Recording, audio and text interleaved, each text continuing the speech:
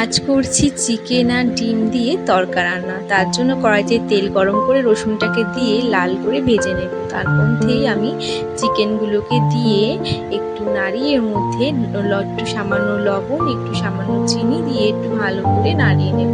তার মধ্যে দেবো পেঁয়াজ কুচি, লঙ্কা কুচি আর একটু টমেটো কুচি দিয়ে ভালো করে নাড়াবো যতক্ষণ চিকেন থেকে তেলটা না ছাড়ে, চিকেনটা ভাজা ভাজা হয়ে যায়।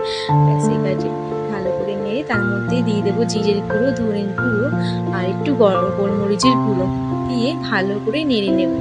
ভালো করে নাড়ানো হয়ে গেলে একটু হলুদ গুঁড়ো দিয়ে ভালো করে আবার একটু নাড়িয়ে নেব।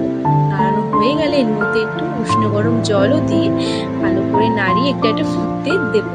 ফুটতে দেওয়ার জন্য এটাকে ঢাকনা দিয়ে দেবো। ঢাকনাটা খুললেই যেই হয়ে আসবে তার মধ্যে একটু মিট মশলা, একটু ম্যাগি মশলা দিয়ে আবার একটু ঝোলটাতে ভালো করে কষিয়ে নেব। এই কষানো হয়ে গেলে এর মধ্যে একটুখানি গরম মশলা ছিটিয়ে আমাদের তৈরি হয়ে গেল চিকেন কষা। ব্যাস এবারে তড়কা ডালটা ঢেলে ভালো করে নাড়িয়ে নেব। নাড়ানো হয়ে গেলে এর মধ্যে ডিম ফাটিয়ে দিয়ে ভালো করে নাড়িয়ে তার মধ্যে তড়কা মশলা আর টমেটো কুচি আর কাসুরি মেথি দিলেই তৈরি আমাদের তড়কা। আর এদিকে গরম গরম ফুলকো রুটি। ব্যাস এই তড়কার সাথে রুটি তোমাদের কেমন লাগলো আমাকে জানিও। আমার কিন্তু খুবই ভালো লেগেছে। সাথে ছিল এই মিষ্টি।